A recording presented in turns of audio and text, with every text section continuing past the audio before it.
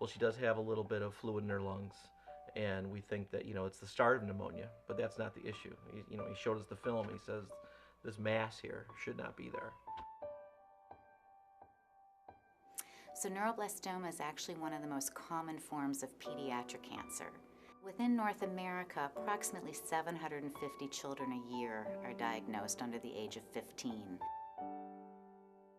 She told me that Abigail had stage 4. That was the highest stage you can go, and I remember just hanging up the phone and just kind of sitting in my office for like an hour, didn't even know what to do. For the first time in my life, I didn't know what to do. And when I got there, we just started bawling, remember? Yeah. Just imagine for just a little tiny moment, as little as you can handle, that it's your kid.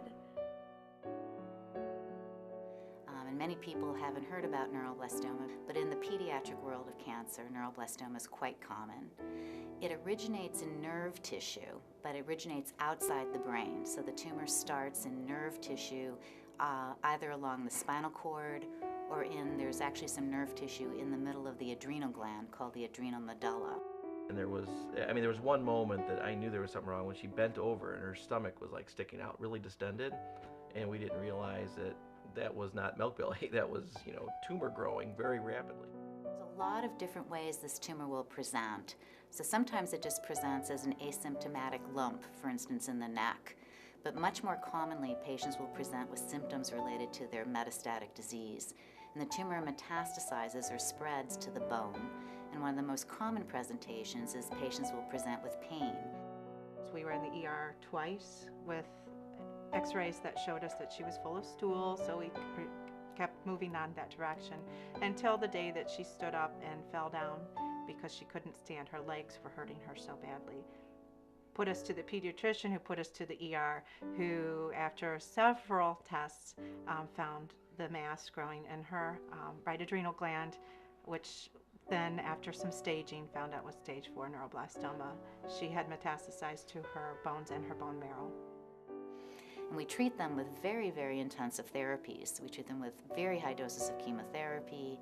They undergo surgery, they undergo radiation, they undergo high-dose therapy and stem cell transplant. And it takes a toll on the family and it takes a toll on the child. And the thing that really shattered us was when they told us the first round was the easiest. And we looked at that and the state he was in, and we did not think he was ever going to become himself again. So this cancer's taken away our boy already. Even the children who survive, however, after being treated with this very intensive therapy, they have all sorts of long-term toxicities and they suffer as well. Me being over 18 is very, very rare. I am at a point where there's not very many options left to me. I have to go around the country looking for different treatments that are available. And I was on this really intense treatment where I had to lay in the bed, and the doctors came in and they injected me with this really intense radiation, and then I had, and everything in the whole room was covered in plastic and paper, and even the remote was in plastic, and then I had lead shields up everywhere in front of me and behind me because I was actually really radioactive. They had injected very strong doses of radiation. And unfortunately, even with this very intensive therapy and all the toxicities that are associated with this very intensive therapy, the majority of patients are not cured. We founded CNCF after our son Nicholas was diagnosed with neuroblastoma in 1999. He fought for 4 years and unfortunately lost his battle with the disease. We, as a family who had been stricken with it, wanted to make a difference and to make sure that everybody in the world knew what neuroblastoma was. It was affecting our children, and we needed to do something to raise money for research, education, and bring about the awareness of the disease. So CNCF was introduced to us very early on. She said, let me write down a website. This is the website I want you to go to. She said, you can do all the research you want, but if you want a reputable site that has credible information, and she gave us CNCF website. So I spent some time on their website and I realized that unlike other cancer organizations, unlike other places we went, this was all about neuroblastoma, and there was information, and there was the information we needed, but there was also hopeful information. CNCF for us, I think the most important thing I learned or got from them was the handbook that became my little paper or my book that I clung to. It was so much information, and that was a really helpful tool.